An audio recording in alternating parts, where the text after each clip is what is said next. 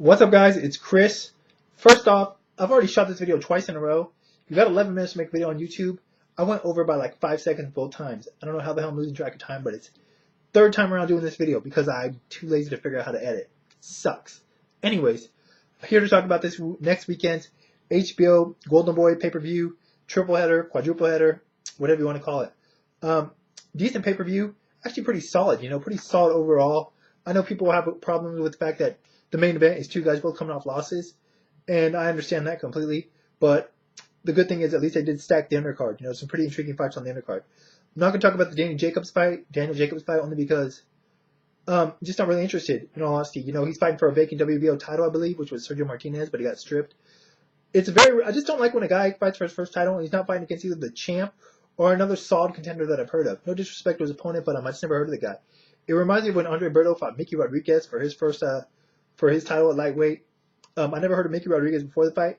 Haven't heard anything from him since. So, I think Daniel Jacobs will win the fight. He's just playing the game, by the way it's set up for him, but I just really don't have interest in it, in all honesty. Moving on, Rocky Warriors Jorge Linares.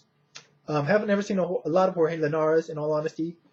I know a couple years ago he talked up of being a super prospect along the lines of Yorioka Gamboa and Juan Manuel Lopez, but unfortunately he got TKO'd in Japan, and that was a big setback, kind of derailed those talks for the time being.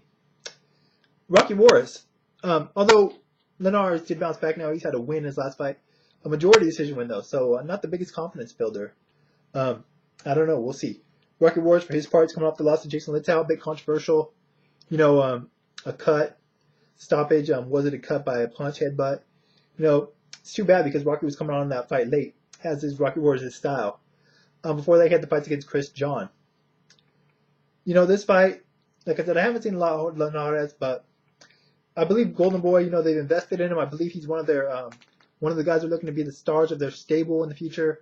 So I think this is a favorable matchup to him. Rocky Juarez, he's more of a gatekeeper. I don't want to disrespect the guy, but he's almost at gatekeeper status at this point. He's had numerous world title opportunities and was never able to capitalize. I think Linares is technically a better boxer. Probably go to a decision, but Rocky Juarez always starts slow but comes on late. Always seems to be a threat late in the fight. But however, I just don't think he doesn't have that same spark, even late, that he used to earlier in his career. I don't know. I don't know if it's physical. I don't know if it's mental. Not to say that he can't win this fight late, but I don't expect him to. I expect Linares to win this fight by decision. Although Linares has been stopped in his only loss, and Rocky does have a pretty solid, pretty good punch, power punch to get you out of there if he catches you clean enough. But that's how I'm going to go with Linares by decision. Next up, we got Robert the Ghost Guerrero against Joel Casamayor.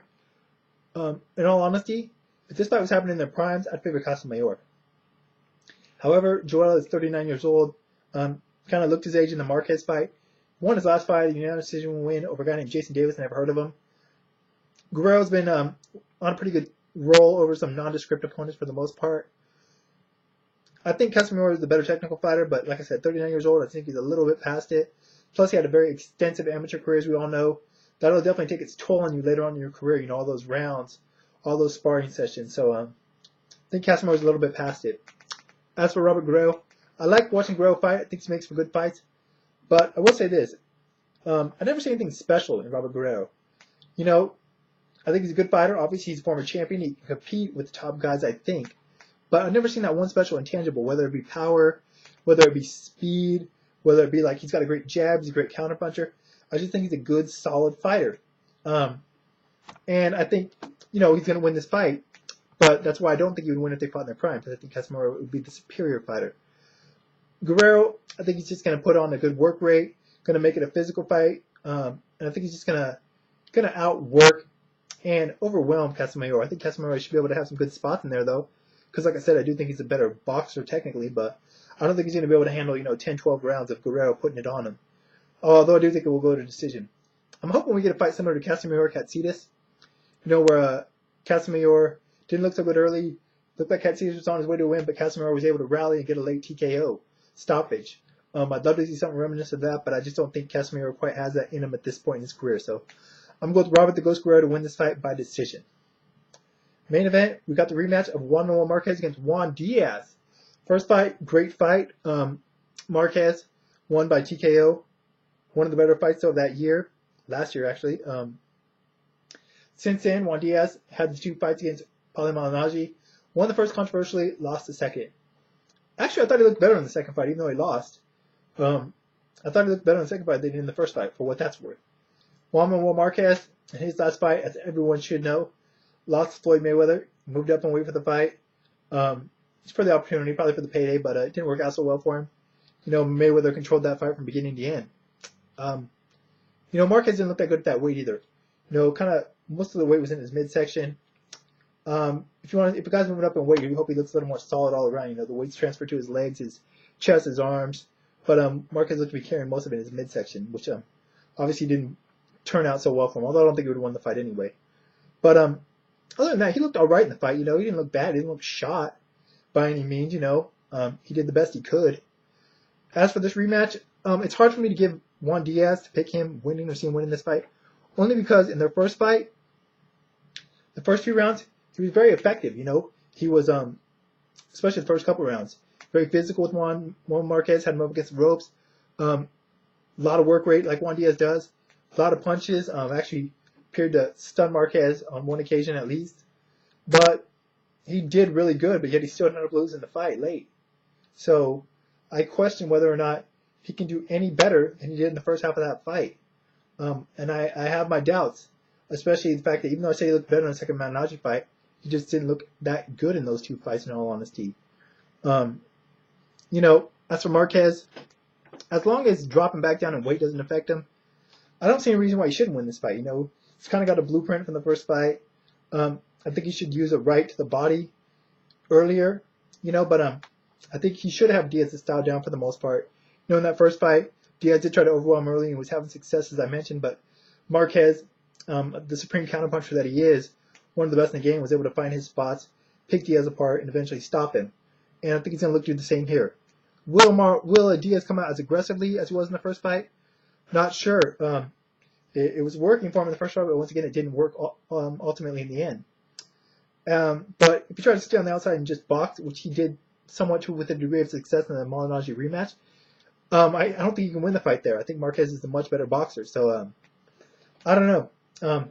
It's really hard for me to picture Juan Diaz winning this fight unless Juan Manuel Marquez is just past it. Unless, the Mayweather fight was his last hurrah, last big payday, and just doesn't have the desire, or his body doesn't respond accordingly, moving back down to lightweight. But I don't think that's going to happen. I think Marquez has got this fight. Over-under, though. Do you think it's going to end quicker than the last fight or go over? I definitely think it could end sooner than the last fight, but I'm going to give Diaz the benefit of the doubt and think it goes longer, because I think if he starts getting over aggressive and getting in trouble, hopefully Ronnie Shields will pull him back a little bit. He'll know, not to get too aggressive so he doesn't get stopped in the same form they did last fight. Maybe this fight will go to a decision. You never know, but I don't know. I think Marquez is going to win this fight. Likely by a late decision TKO. Just picking Diaz apart over time, but I wouldn't be surprised if it goes to a decision. Either way, though, I think Juan Manuel Marquez is going to win this fight. Juan Diaz, been an overachiever most of his career. Not much was expected when he first started, but he went on to be the unified lightweight champion. But he's a pressure fighter, and those guys don't really have lengthy careers for one reason or another. I guess it just takes a toll out of you. And I'm just worried that maybe we saw the best that Juan Diaz had left to offer in that first Marquez fight. Hopefully this is a good fight, though. Hopefully it's somewhat like the first fight. They always say in a rematch, the guy that wins the first fight is going to win the second one, but more impressively or easier for him. We'll see if that's the case. End of the day, though, I got Juan Manuel Marquez winning this fight. Want to hear your guys' thoughts on the fight? What do you think about it? Who do you think is going to win these fights? Do you think it's worthy being on pay-per-view? Do you think it should have done a countdown show? In all honesty, I think it should have done a countdown show, but on HBO, there's one on Comcast, not really that good. HBO, UFC pay-per-views, they always have countdowns beforehand, even if the card's not that good. The countdown shows always sell me on the fight. I think HBO should have done that here in Golden Boy, but they didn't. It's a card for hardcore fight fans. Hardcore fans are going to watch it. Casual ones, probably not. But most people watching this fight or this video, I imagine, are hardcore fight fans, are going to check it out. Theater, it's only $15 for a ticket, though. That's not a bad ticket price. Although if you went with a couple friends, you could just stay at home and order it for the same price. So we'll see. Anyways, hopefully I'll be back on Sunday to talk about these fights afterwards. Till then, check me out on Twitter if you're interested. The link will be under the video and the information part as always. And until then, guys, I'm out of here.